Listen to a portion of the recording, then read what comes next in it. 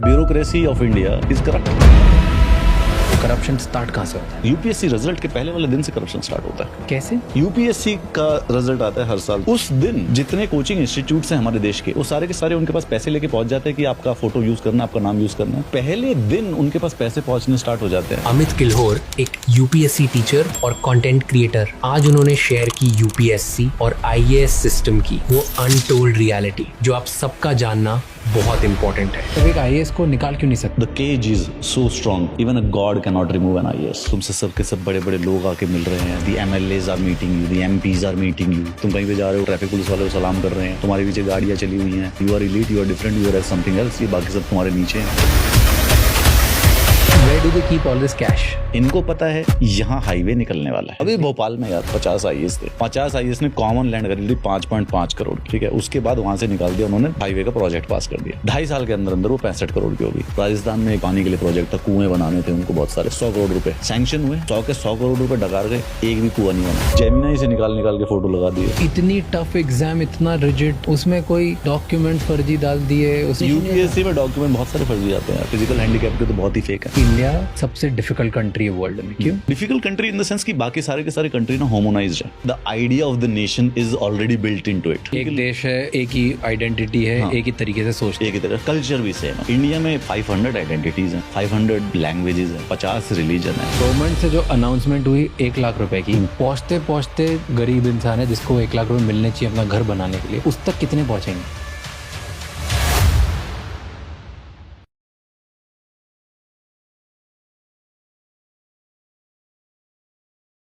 जब भी कोई छोटा सामान ट्रांसपोर्ट करना होता है तो पार्टनर ढूंढना बहुत डिफिकल्ट होता है। या तो वो वेंडर्स सिर्फ सर्टेन वेट का सामान ही ट्रांसपोर्ट करते हैं या फिर बहुत एक्सपेंसिव होते हैं। इसीलिए आई यूज पोर्टर। उनके 2 व्हीलर सर्विस 40 से ज़्यादा सिटीज़ में अवेलेबल है and they understood the consumer needs and have now launch porter scooter with the same 20 kg capacity for goods that need extra space and extra care. And the best part is porter से आपको कभी prices के लिए negotiate नहीं करना पड़ता। जो rate app पे दिखता है वही आप पे करते हैं। लॉजिस्टिक्स एक्सपर्ट पोर्टर के साथ आप अपना सामान बिना किसी टेंशन के ट्रांसपोर्ट कर सकते हैं। To know more about our title sponsor Porter and their services, check the link in the description.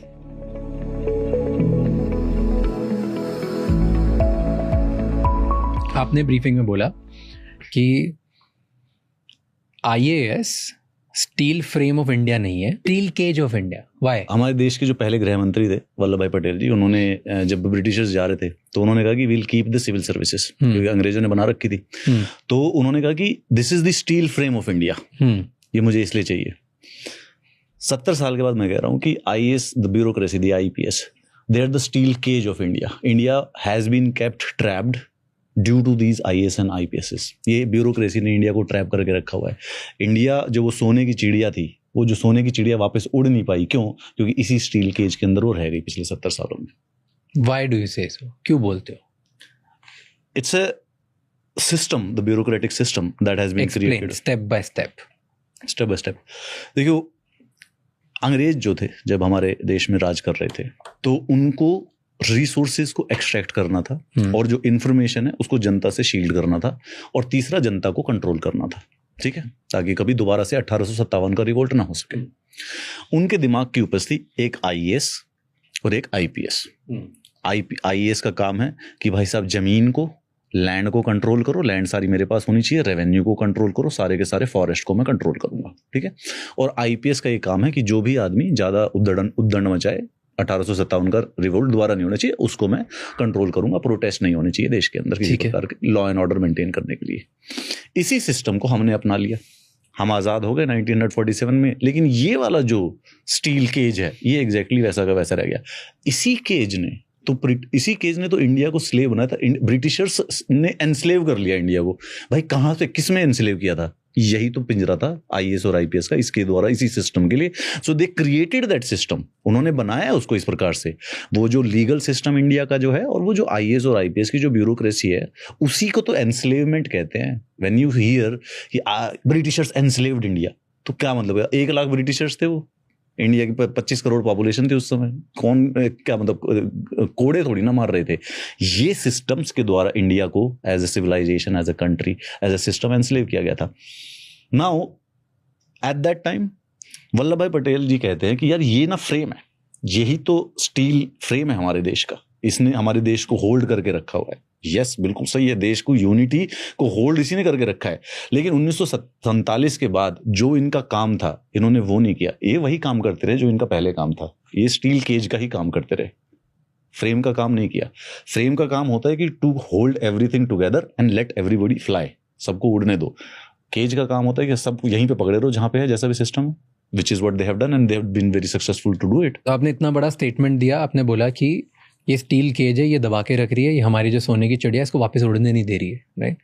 कोई तो रीजन होगा। What's the biggest reason? Corruption, it's right in the face, But- but bureaucracy of India, barring the good officers, there are honest officers, is corrupt. But हर कोई थोड़ी corrupt हो सकता है। हर कोई बोला भी नहीं रहा, कोई किसी को हर कोई को नहीं कह रहा। इफ आई से कि कोई बात होती है तो it's just it's a general statement that it's part of the system.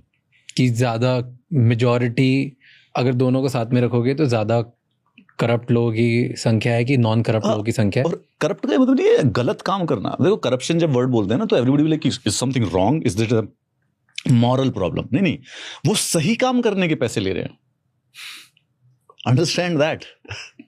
सीधे कोई सिंपल सी बात है, जैसे आपको छोटी सी भी दिखाता हूँ कि करप्शन को हम जब भी सोचते हैं ना तो इन आवर माइंड परसेप्टिवली वो है कि वो बहुत ही नेगेटिव चीज है, और वो कोई आदमी बैठ के गलत कर रहा है and we feel something evil, जो हम मूवी में स्टीरियोटाइप इविल्स देखते हैं, ठीक है, खा रहा है ये। हाँ, कोई आदमी ऐसे विलन टाइप का जो आदमी है, करप्शन उसको वो माइनर है, वो 10% हो रही होगी। असली करप्शन है कि जो काम करना है, जो सही काम करना है, उसके पैसे लेना। अभी एक किसी छोटी सी बात है, गांव में किसी को किसी गवर्नमेंट स्कीम में घर बनाने के 1.25 लाख रुपए सैंक्शन हो गए। अब वो जो बैठा हुआ है क्लर्क, वो एक 1.25 लाख रुपए उसको निकाल के नहीं दे रहा, बोल रहा कि इसमें से 25,000 रुपए मुझे दो। ये वो सही काम करने के, जो काम करना है उसको, जो उसको डिसीजन लेना जो लेजिट वाला है, वो उसी के पैसे ले रहा है। That is where the majority of the corruption that happens. But that is also corruption. ये रॉन्ग है, गलत ही है ये। हाँ 100%, मतलब इसमें मैं इसको डिफेंड बिल्कुल भी नहीं कर रहा हूँ, पूरा पूरा प्योर करप्शन। बट या दैट इज इट। मतलब जस्ट वांटेड टू डिफरेंशिएट कि एक तो 2 टाइप की करप्शन होती है। एक तो पहले आदमी गलत कर रहा है, फाइलें चोरी कर रहा है, लॉ को कुछ कर रहा है, विलेन वाली हरकतें कर रहा है, तो वो जो अंडरस्टैंड होता है। But then there is a majority of this mundane corruption also, कि डे टू डे जो उनका काम है वही करने के लिए पैसे, उसके लिए ही पैसे लिए जा रहे हैं। तो वेयर डज इट स्टार्ट? कहाँ पे स्टार्ट होता है? स्टेप बाय स्टेप बताओ, करप्शन स्टार्ट कहाँ से होता है? करप्शन, आईएएस का करप्शन कहाँ से स्टार्ट होता है? First day of the selection, first day of the result, UPSC result के पहले वाले दिन से करप्शन स्टार्ट होता है। कैसे? यूपीएससी का रिजल्ट आता है हर साल, जो यूपीएससी एग्जाम है सिविल सर्विसेज के लिए, आईएएस और आईपीएस को चुनता है, वो हर साल 200 आईपीएस चुनता है, 180 आईएएस चुनता है। उसका रिजल्ट आता है यूजुअली, फाइनली मेरिट लिस्ट निकालते हैं कि ये 1000 बच्चे सेलेक्ट हैं। उस दिन जितने कोचिंग इंस्टीट्यूट्स हैं हमारे देश के, वो सारे के सारे उनके पास पैसे लेके पहुंच जाते हैं कि आपका फोटो यूज करना, आपका नाम यूज करना है। आफ्टरनून में रिजल्ट आएगा, by the evening those IAS and IPS जो कि बच्चे अभी भी सिलेक्ट हुए हैं, ये 15-15 हज़ार के कमरों में रहे हैं पिछले 4 सालों से। अब इनको कोई 20-20 लाख रुपए, 25-25 लाख रुपए इनके घर पे बैठा हुआ ये देखे कि मेरे वाले यूट्यूब के चैनल पे आ जाओ। That's the first day, it's the first experience of their that their life literally changes after 1 minute. मतलब वो एग्जैक्ट सेकंड है, एक मोमेंट है सेकंड का, मतलब they have absolutely fundamentally different life. इससे पहले कोई पुलिस वाला इनको ना रोड पे थप्पड़ मार देगा और इनको जेल के अंदर डाल देगा अगर ये हल्का सा स्कूटर पे हेलमेट भी नहीं पहनेंगे। इसके बाद समथिंग एल्स, पहले दिन उनके पास पैसे पहुंचने स्टार्ट हो जाते हैं। The first day, I can tell you, I can assure you with that.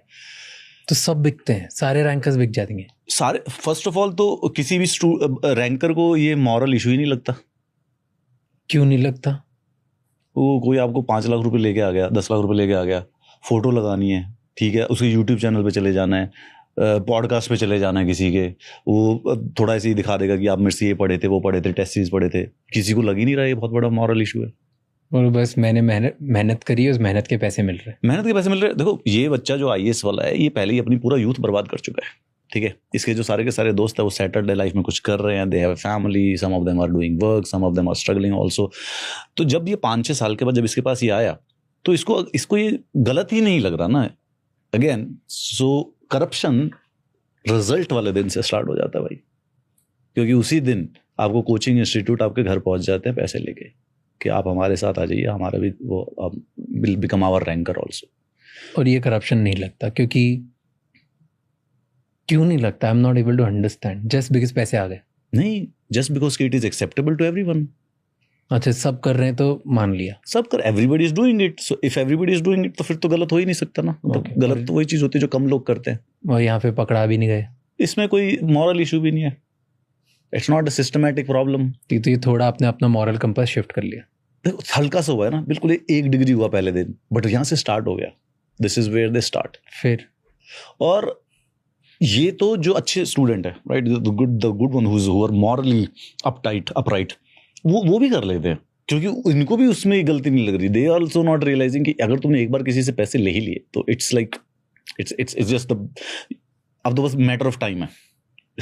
अब तो बस मैटर ऑफ टाइम है। So that is where it starts. ये सबसे पहले वाला जो है। फिर कहाँ होता है दूसरा यार, then the training, the LBSNAA, Lal Bahadur Shastri academy. तो वहाँ पे कहाँ से करप्शन होगा? मसूरी में। मैं यूपीएससी का टीचर रहा हूँ, मैं बड़े सारे से स्टूडेंट्स जो है मेरे कुछ सेलेक्टेड स्टूडेंट्स हैं, मैं उन सबसे बात करता हूँ। एक तो सबसे पहला जो ऑलमोस्ट हर एक का सेंटीमेंट है, एवरीबडी विल लाइक कि सर यहाँ पे ना फर्जी इलिटिज्म सिखा रहे हैं। मतलब कि आपको बता दिया जाता है कि you are elite, you are something else and everybody else is below you. क्यों? Because you are in real terms also. तो उधर आपको ट्रेन किया जाता है कि तुम एलीट हो। हाँ, क्लासेस बना रहे हैं। क्लासेस बनती है। No way. 100%। हाउ? कैसे बनाते हैं? कैसे तुमको इस ट्रेनिंग की जाती है? लबासना में यार तुमसे सबके सब बड़े बड़े लोग आके मिल रहे हैं। मतलब the cream of the society, the power centres of the societies, the MLAs are meeting you, the MPs are meeting you, you are being treated. मतलब क्या नाम है, 6 महीने पहले तुम स्टूडेंट थे कि तुमसे क्या नाम है 8,000 रुपये का रेंट नहीं उतर रहा था रूम का। अचानक से भाई साहब तुम DGP के साथ डिनर कर रहे हो, वो तुमको इज्जत से पेश आ रहा है। तुम कहीं पे जा रहे हो, भाई साहब जो पुलिस वाले हैं, ट्रैफिक पुलिस वाले, वो सलाम कर रहे हैं। तुम्हारे पीछे गाड़ियाँ चली हुई हैं, पूरे के पूरे देश में तुमको ट्रैवल कराया जा रहा है। जहाँ जाते हो तुमको बेसिकली प्योर लग्जरी में स्टे कराया जाता है। Out and out that whole training of 2 years is basically to tell you that you are elite, you are different, you are something else. ये बाकी सब तुम्हारे नीचे हैं। पहला एक मेरा स्टूडेंट है, IPS बना था 2022 में। जब वो पहली बार IPS की ट्रेनिंग करने गया तो वापस आया था वो, तो उसके बाद बोलता कहता सर बड़ी शर्म आ रही है। क्या? क्यों? कहता सर मेरे पिताजी की उम्र के लोग मेरे को ना सैल्यूट करते हैं वहाँ पे, ठीक है। एंड देन उसकी पोस्टिंग हो गई, ठीक है। 1.5 साल के बाद मुझसे मिला।